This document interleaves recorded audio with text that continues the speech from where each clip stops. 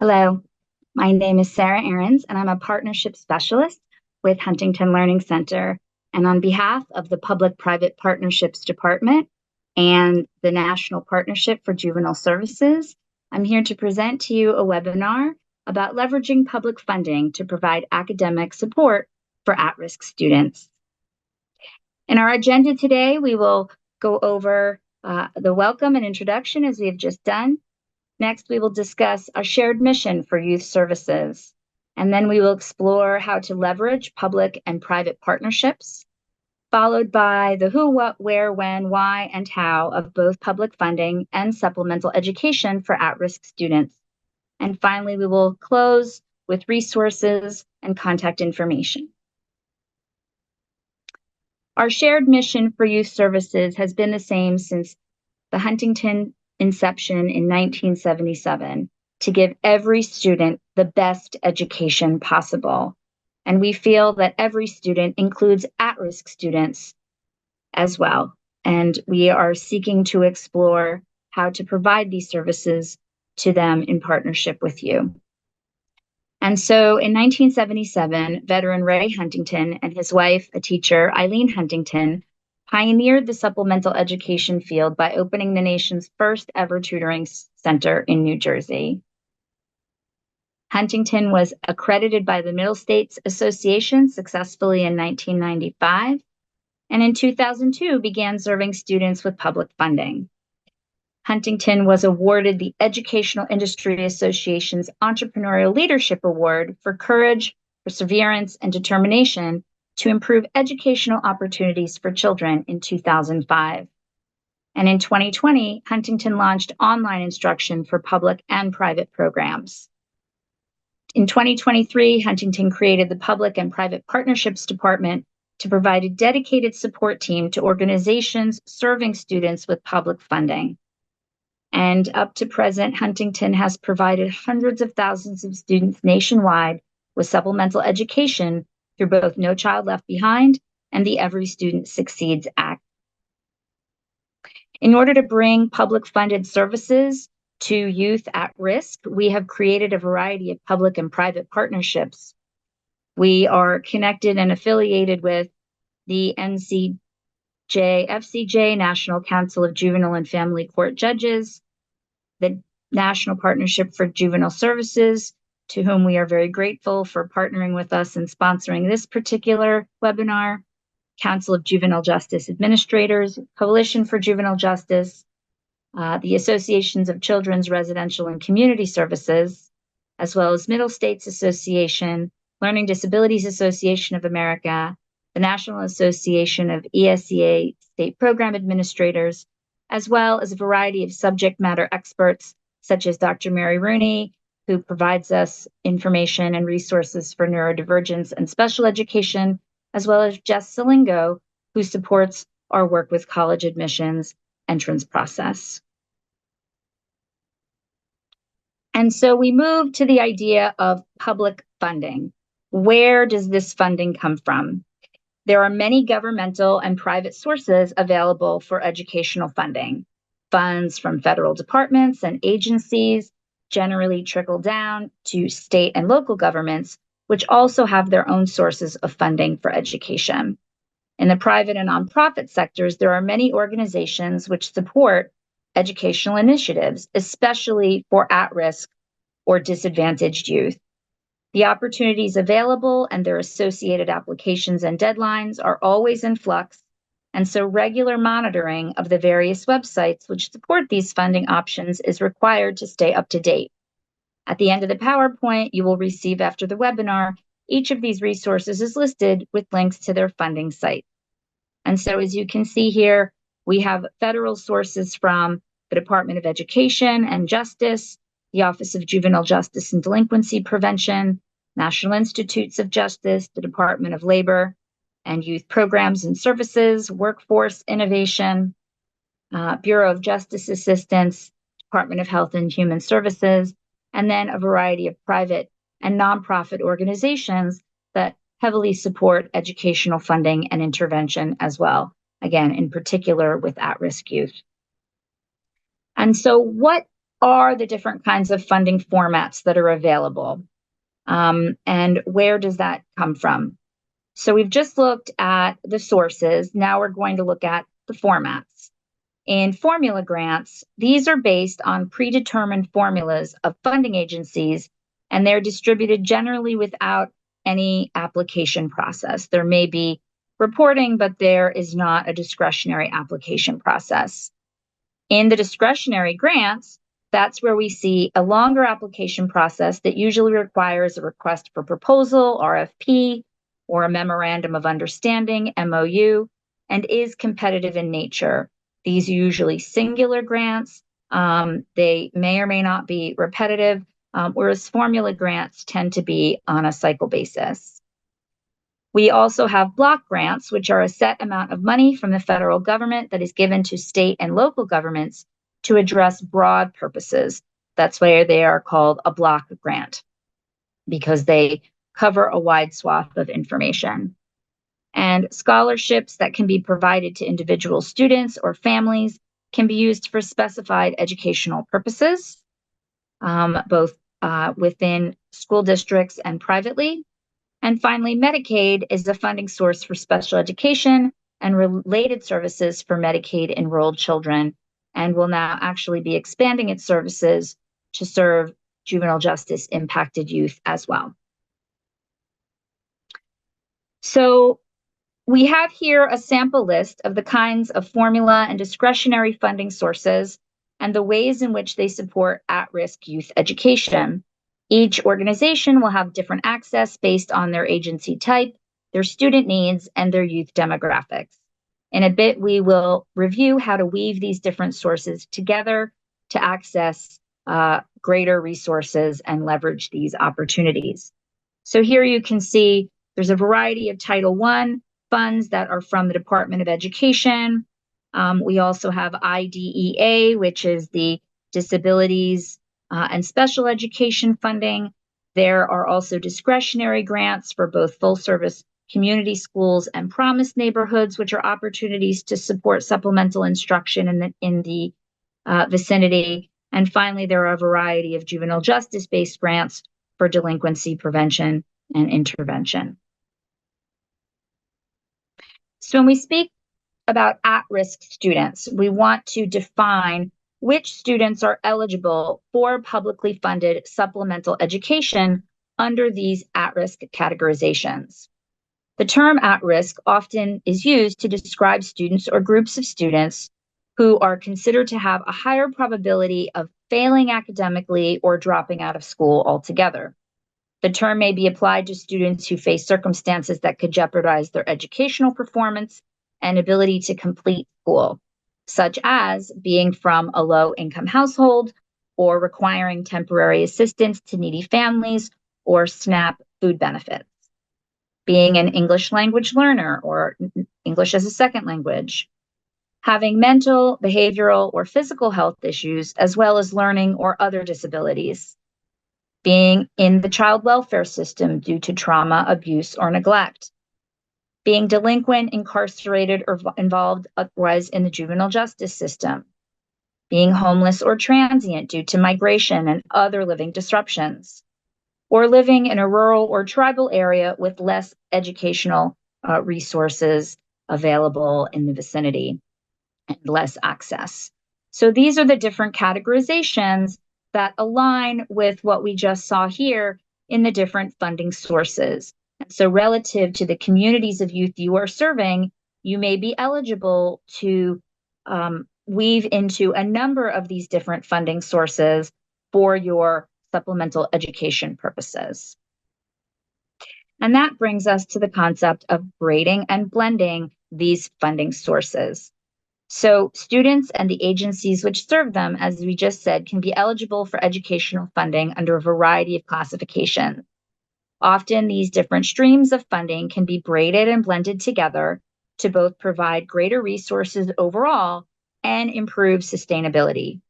That is what is most recently recommended by the U.S. Department of Education and their newly developed National Technical Assistance Center on Fiscal Equity, which will help states and locales and districts in the school setting to determine how to best utilize these funds and braid and blend them to leverage for greatest opportunity for the youth.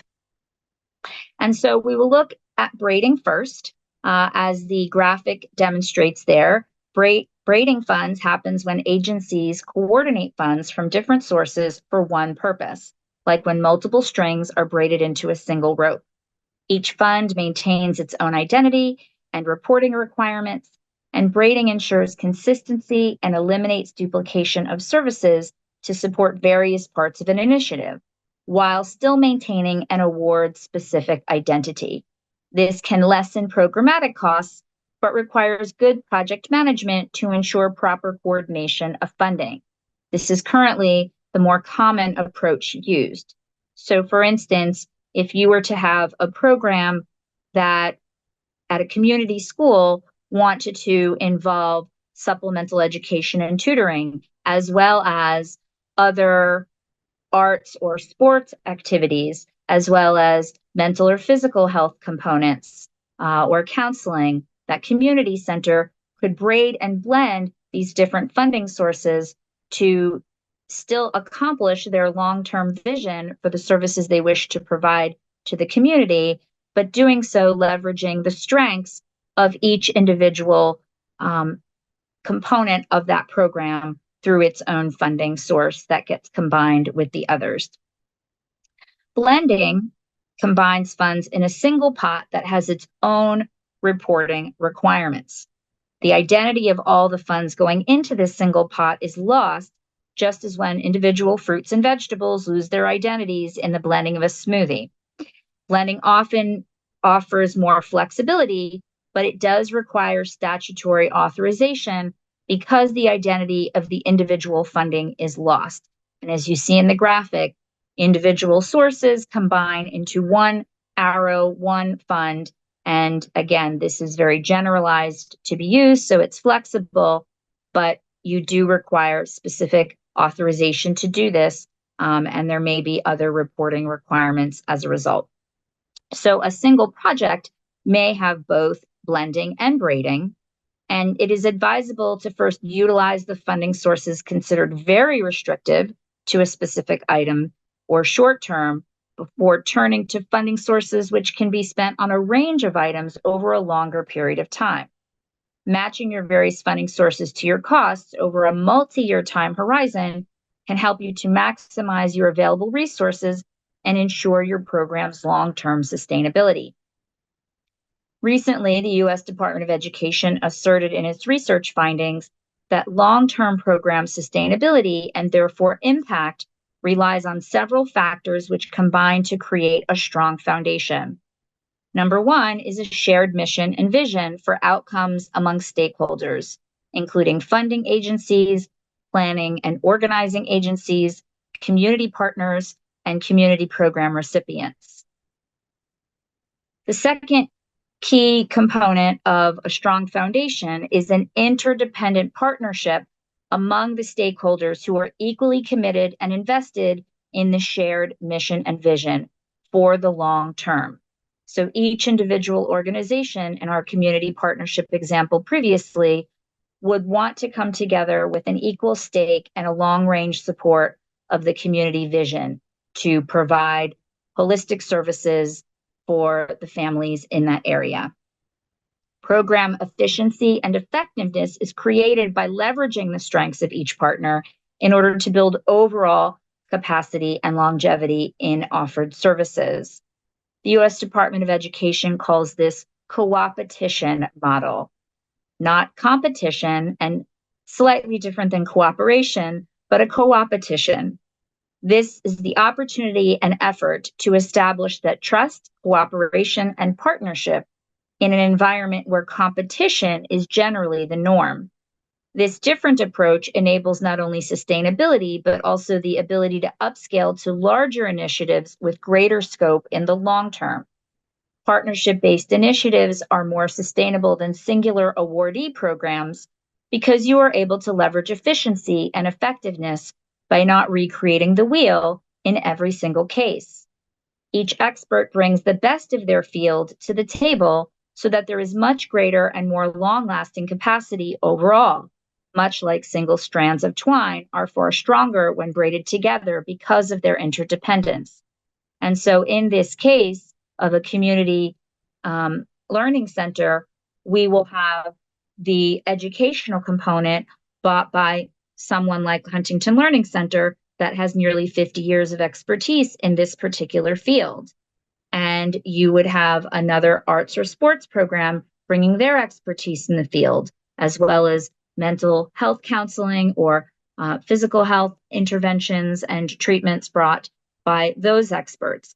And so each of us being able to bring our strengths to the table leverages that capacity so that the community receiving these services gets the best of the best, and a lot of time and energy and resources aren't wasted in trying to recreate a secondary version of all of these different programs that already exist. And so that is the ultimate benefit of working together in partnership. And that is what we will talk about in how we accomplish public funding. And the answer is in partnership, as was recommended by the Department of Ed. Acquiring public funding can be a very complex process, from the request for a proposal or funding application to the program design and implementation through record keeping, data collection, compliance, and evaluation. And that is where our knowledge and support can help you to identify and access the variety of financial resources which may be available to improve educational opportunities for your students. Huntington has served hundreds of thousands of students in our nearly 50-year history and tens of thousands in just the last couple of years alone.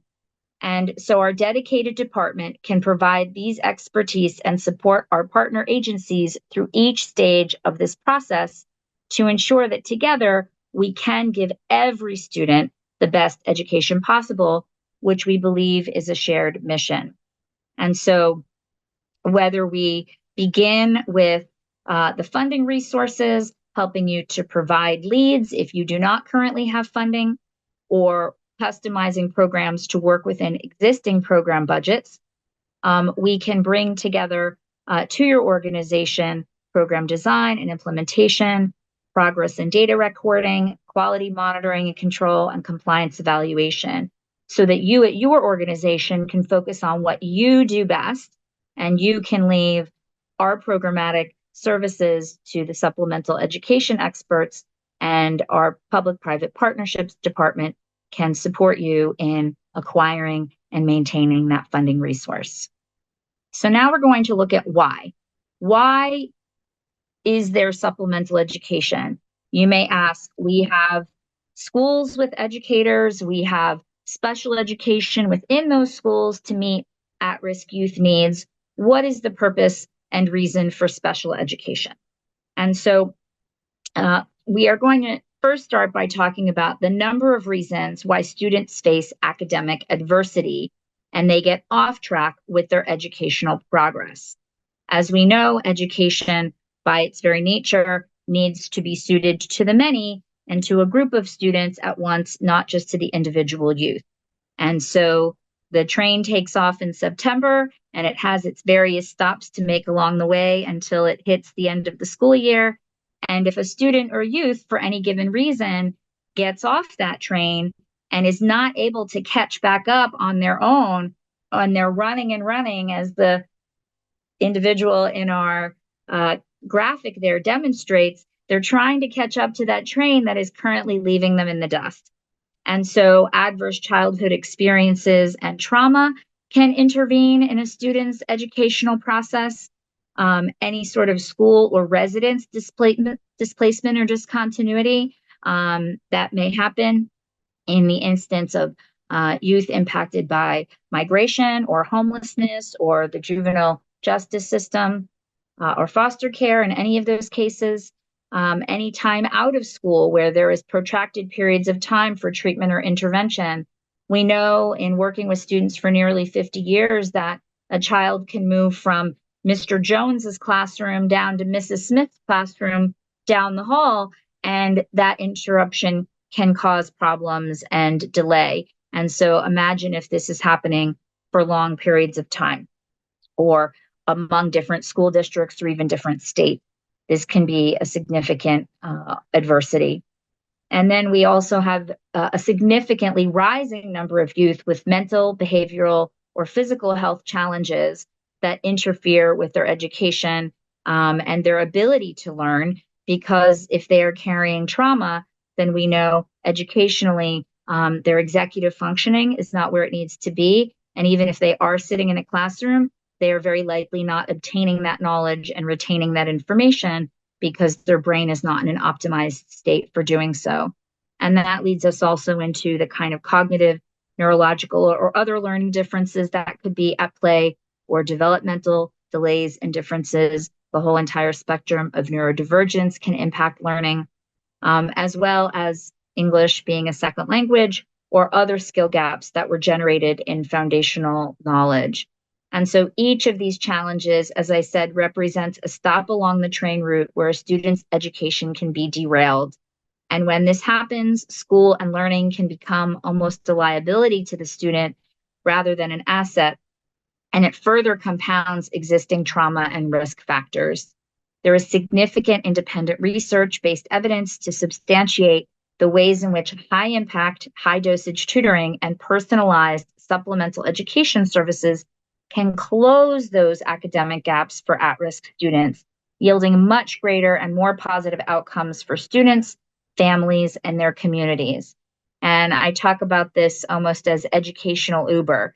If the child or the youth gets left behind, at whatever stop, we will meet them where they are comfortably and help them to get to where they need to be in an individualized way. And that is the difference between supplemental education. I also want to make a note here about the difference between supplemental education and special education. Supplemental education is remediation. And so if this is the level of expectation for the student up here, and the level of student capacity is down here, remedial education will elevate that student's capacity to meet the level of expectation that is shared by their peers. So we go to the root and we bring that student up to where they are able to meet their peer group.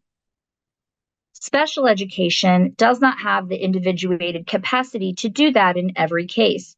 And so by and large, the majority of what supplemental education has the ability to do is accommodate or modify the expectations to then meet that student where they currently are. And so if you have a student that's functioning 4 grade levels behind, they will lower the expectations and modify the material or accommodate that student with extra time or having it read to them or other interventions so that they could still work on the same material generally as their peers, as opposed to elevating that student by remediating those skills from the ground up and rebuilding that foundation so that they can meet their peer groups in expectations academically with a solid foundation and move forward with success. And so now we take a look at when is supplemental education for at-risk youth most impactful. This is a framework that is called the Continuum of Care, and it is from the Office of Juvenile Justice and Delinquency Prevention. And therefore, it relates to youth involved in the juvenile justice system. However, this continuum is not limited to just justice-impacted youth and can serve as an excellent model for supportive interventions along the continuum for all at-risk youth. The OJJDP's model specifically outlines a broad array of youth programs and services ranging from prevention programs for young children and youth who are at risk of delinquency or other challenges to intervention programs serving high-risk youth in secure residential settings, as well as re-entry programs for youth returning to their communities. This framework has been shown to improve youth outcomes and reduce reoffending, and in an effective continuum of care, the majority of youth would be served through the prevention and early or low intervention stages. And so that is what we wish to discuss, is the benefit and the cost savings of reaching out at these early stages for youth. According to, again, the OJJDP, this approach has been proven to be very cost effective. According to research from the Justice Policy Institute, the average state cost for secure confinement is $588 a day, or $214,000 annually. And that is an average cost. It can escalate as high as $500,000 annually. While community programs, conversely, can cost as little as $75 a day, $75 a day, or $27,375 a year, a significant savings across the board. In addition, diverting youth away from long-term involvement in the justice system can result in much higher long-term economic and societal benefits for everyone. And this is a win-win for all involved, especially for those who are at risk in all services. Early educational intervention, whether it be at the prevention and diversion stage, the intervention and treatment stage, be it low, medium, or high, whether it's in any form of out-of-home placement, be that in a foster care shelter or a migrant shelter or a residential treatment facility or a secured or detention location, or when we are talking about community reintegration at the end stage with transition and aftercare, that these interventions with supplemental tutoring can help prevent the loss of a student's skills, confidence, and motivation, and can ensure a stronger academic foundation for better long-term youth, family, and even community outcomes. And so it is really clear in the evidence that prevention and diversion not just saves lives, it saves dollars, and it saves resources so that those dollars can go farther for more students to receive the support and the help.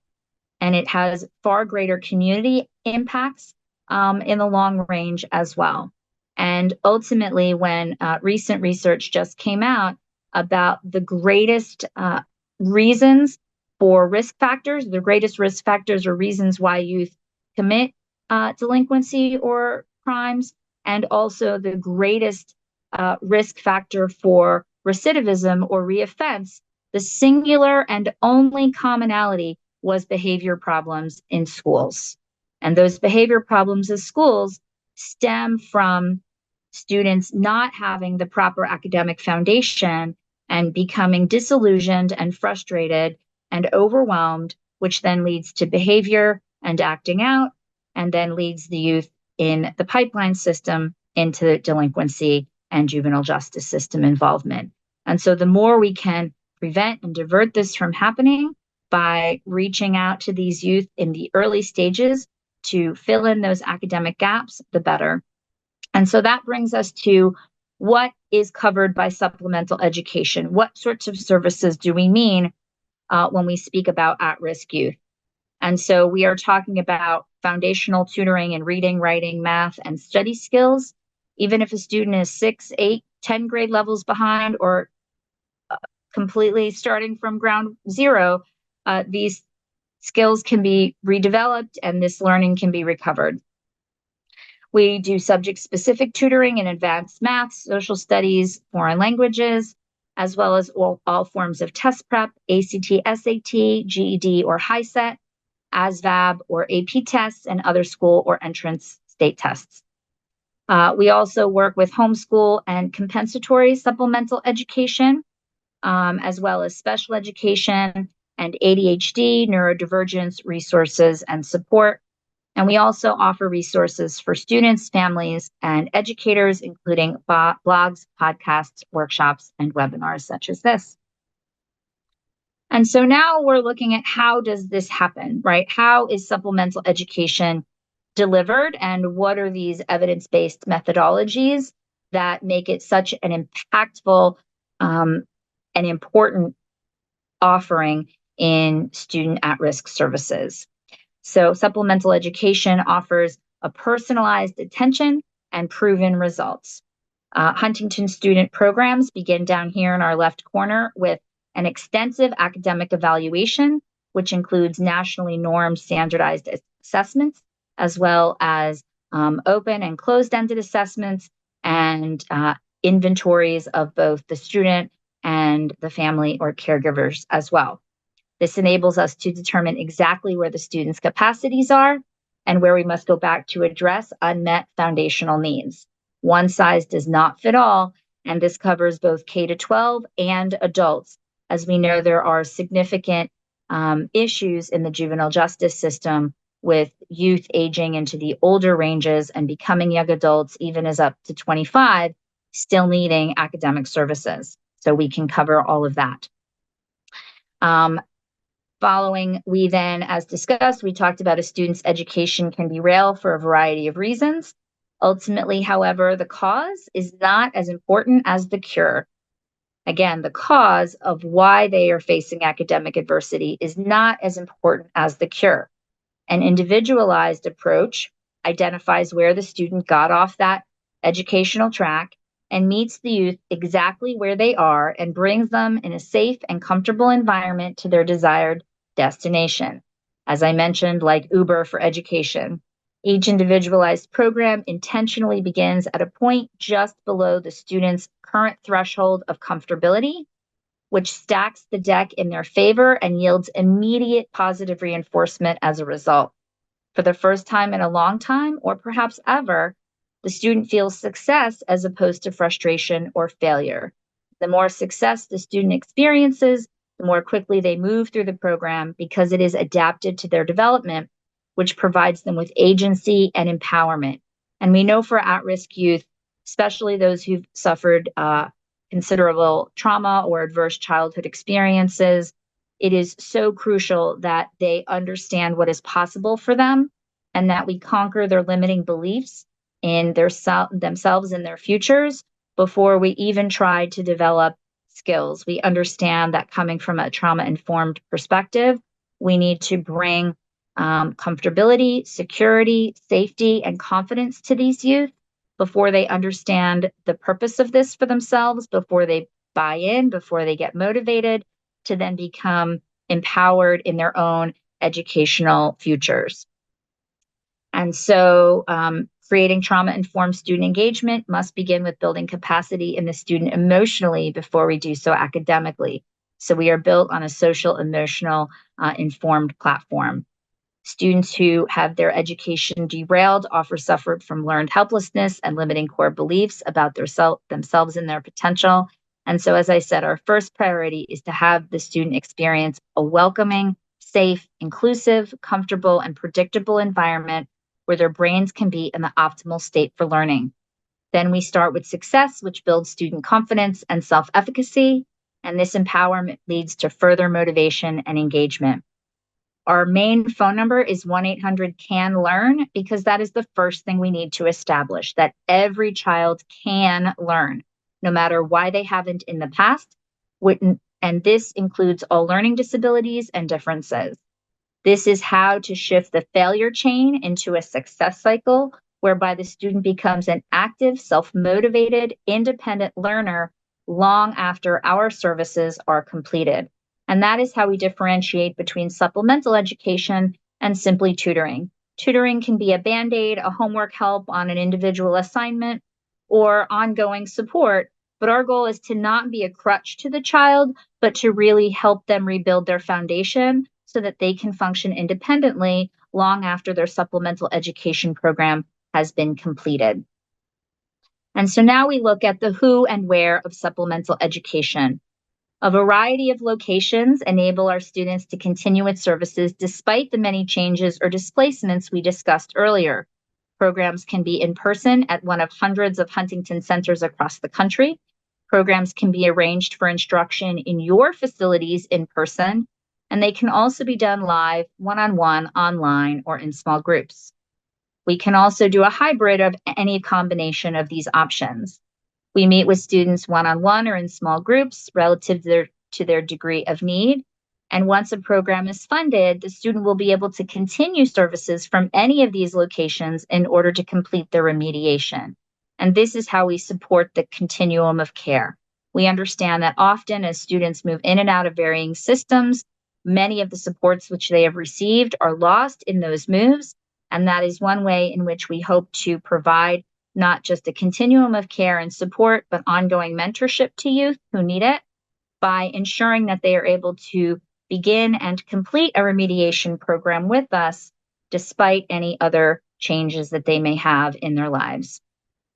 We also provide a continuum of care by partnering closely with all educational stakeholders on behalf of the student. We act as an advocate for the student in all settings. Monthly progress meetings are held with all stakeholders to provide resources and review student development, including interim standardized testing results, student feedback, teacher feedback, and anything else that should come up. So in the family realm, we meet with parents, guardians, caregivers, or relatives who are involved. In case management, we will work with any treatment professionals, diversion or probation officers or court appointees or case or social workers. At the school, we would meet with teachers, administrators, or counselors. And then from Huntington, we bring the support of the Public-Private Partnerships Department, the center staff that would implement these programs, and the teachers that would work with and serve the youth. And so all together, we believe that the student is at the center, and for nearly 50 years, our goal has been to give them the best education possible. And so we thank you so much and welcome you to direct any additional questions you may have to publicly funded programs at hlcmail.com. You can reach out to me. I am Sarah Ahrens, the partnership specialist, or Kristen Dench, the director of public-private partnerships. You can also scan the QR code, and that will bring you right to our website to learn more. But wait, that's not all. We have resources. We have 4 pages of resources for you with regard to public funding. So the first page lists the government funding for the Department of Ed, different Department of Justice, National Institute, Department of Labor, and Health and Human Services. And I've listed the websites there that link you exactly to those funding pages. Next, we have a list of private and nonprofit funding sources. These are just the ones that tend to invest most in educational programs, but there are many private and nonprofit funding sources depending on the goals of your organization. So the websites can be located here, and many others exist, again, depending on the goals of your organization. We've listed additional miscellaneous funding information that could help you to support your youth with supplemental education and other types of programming. And finally, we have a list of our public and private partnerships with whom we are pleased to be able to support at-risk youth services. And so with that, I thank you very much. I again encourage you to reach out to us at publicly funded programs at hlcmail.com or 888-349-9130. We are happy to work with you to determine the ways in which we can best serve our youth in a shared mission to support their needs educationally. Thank you so much and have a great day.